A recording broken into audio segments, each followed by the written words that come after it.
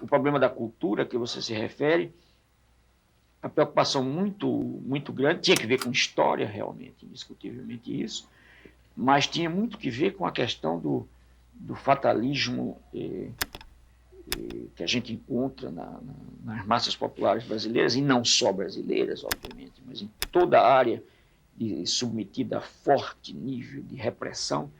E o fatalismo é uma expressão, é uma espécie de válvula, não é? Se não fosse a postura fatalista, seria um desespero absoluto, porque o que é que o fatalismo faz para ajudar o fatalizado a aceitar, a sobreviver? É que o fatalismo dá a ele, através do fatalismo, ele ganha uma razão suficiente para o seu estado de miséria, que ele acha que é irremovível. Agora, você imagine se o cara não tivesse essa postura fatalista como uma apreensão que é social e não só individual, e não encontrasse o caminho de superar, seria um negócio realmente trágico. Quer dizer, o fatalismo, inclusive, é um mecanismo necessário de defesa. Então, o conceito de cultura era uma tentativa de mostrar aos grupos de alfabetizandos que se o ser humano é capaz de transformar uma realidade natural que ele não fez, então ele tem condições, pode-se não saber quais as condições no momento, mas ele tem condições de transformar a realidade que é feita pelo ser humano, que é a realidade cultural e a realidade histórica, a política, etc. Eu entrei na rede sob a gestão de Jânio Quadros. Eu me efetivei como professora da escola pública e estávamos sob o governo de Jânio Quadros, extremamente autoritário, numa escola que tinha uma gestão autoritária, com uma diretora com uma postura autoritária.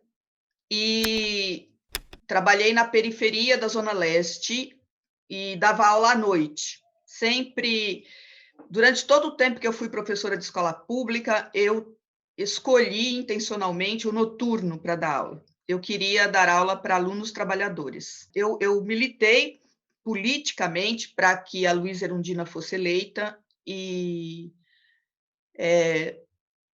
ao ser eleita e ao ter Paulo Freire à frente da Secretaria da Educação, foi assim uma explosão de possibilidades, de a gente realizar aquilo em que a gente acreditava. Havia uma aposta muito grande, um desejo muito grande de fazer diferente do que nós fazíamos. A nossa escola aderiu a uma proposta da Secretaria da Educação, que era o projeto da interdisciplinaridade via tema gerador.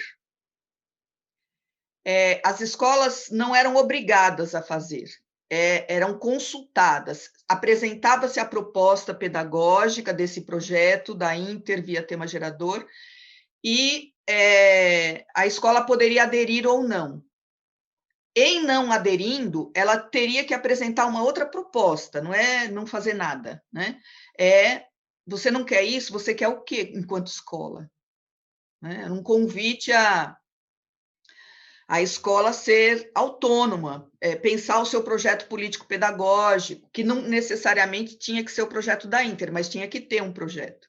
E aí a nossa escola aderiu ao projeto da Inter, e pelo projeto da Inter nós fomos estimulados a fazer o que Paulo Freire chama na pedagogia freiriana de leitura do mundo, que é essa aproximação crítica do contexto em que a escola está inserida, de conhecer quem são os alunos, as famílias, os sujeitos do processo educativo. E nós fizemos um trabalho artístico, assim como o mapa e as ruas do bairro, e nós dividimos o bairro em várias partes e nos organizamos em equipes, professor, aluno, familiar que quisesse participar, e durante uns 3 finais de semana ou 4, a gente foi visitando o bairro, entrava nas casas das famílias, escolhemos por amostragem para abarcar o bairro inteiro. E em todos os lugares do bairro nós visitamos. fazendo entrevistas, fotografando e levantando dados sobre a realidade. E depois sistematizamos essa realidade, compartilhamos entre nós, professores, o que a gente captou dessa realidade e o que nós, naquele momento histórico, com a formação que tínhamos, o que nós percebemos na nossa análise, na nossa reflexão, era que havia uma forma de expressar o mundo daquela comunidade que apresentava assim uma resignação diante da vida. A gente perguntava da escola, da realidade, havia muita fala assim, mas é assim mesmo, né? A realidade é essa, é duro para quem vive aqui na periferia, é muito duro, mas, por exemplo, eu não estudei, eu não me preparei, né? Hoje eu sofro as consequências da minha escolha, então eu tenho essa vida aqui porque eu não estudei, eu não me preparei, ou então dizendo assim, Deus escolhe a vida para nós, assim, né? Cada um tem a vida que merece. Deus quis assim, era um negócio assim que nos chamou a atenção, esse negócio, essa fala de Deus quis assim, né? E nós elegemos como tema gerador porque era o projeto da interdisciplinaridade via tema gerador. Tem a ver com a pedagogia freiriana. Fizemos a leitura do mundo e identificamos as situações significativas daquele contexto e, dentre essas situações significativas, formulamos questões geradoras, chegamos ao tema gerador entre viver e existir. E, a partir dessa expressão entre viver e existir, todas as áreas do conhecimento, português, matemática, geografia, história, interdisciplinarmente, sem abrir mão da especificidade da sua disciplina, mas trabalhando em conjunto, olham para essa realidade e aí organizam o programa, né? O conteúdo a ser trabalhado, em conexão com a realidade, vivida por esses alunos, por nós, educadores, e elegemos essa expressão entre viver e existir. Então, essa prática de conhecer a realidade, identificar as situações significativas desse contexto, e a partir daí você olhar para o conhecimento historicamente acumulado pela humanidade e dialogar o conhecimento informal com o conhecimento formal e construir um currículo que seja significativo à vida dos educandos, isso para nós que reproduzíamos o livro didático, que vinha com esse conteúdo pronto, fazer isso, pesquisar, refletir, construir coletivamente, se reunir para poder pensar o que ensinar, o que vamos trabalhar, qual é a metodologia.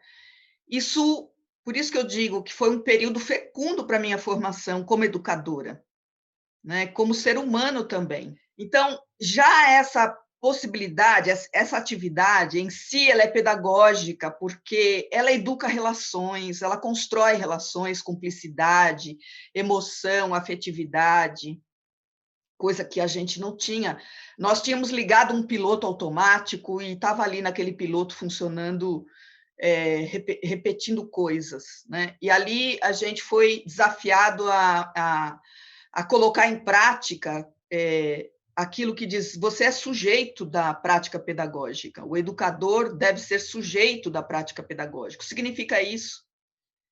O que significa ser sujeito da prática pedagógica, né? Assim, é você elaborar, você é construtor do conhecimento, você não é transmissor de conhecimento que está no livro didático, você é construtor de conhecimento que exige de você pesquisa, exige de você elaboração, exige de você diálogo. Então, nós passamos a vivenciar isso. Eu insisto nessa coisa, que o educador e a educadora se vejam, se analisem, se descubram na sua prática. E eu passei anos para descobrir também, Celso, que a razão dos meus espantos, quando um homem do povo me dizia coisas assim extraordinárias, entende? Definições rigorosas no campo das ciências sociais, E eu contava isso depois aos meus amigos, e eu e os meus amigos nos espantávamos. E por que eu nunca me espantei quando isso era dito por um professor colega meu, ou um estudante universitário? Então, por trás do meu espanto estava também a ideologia dominante morando em mim, apesar da minha opção popular. Então, tu sabes que depois que eu descobri isso, nunca mais me espantei com sabedoria do povo. Eu me espanto hoje é quando o povo não expressa a sua sabedoria, e eu procuro saber a razão que está por trás agora para inibir essa sabedoria. Porque eu descobri a razão de ser disso tudo.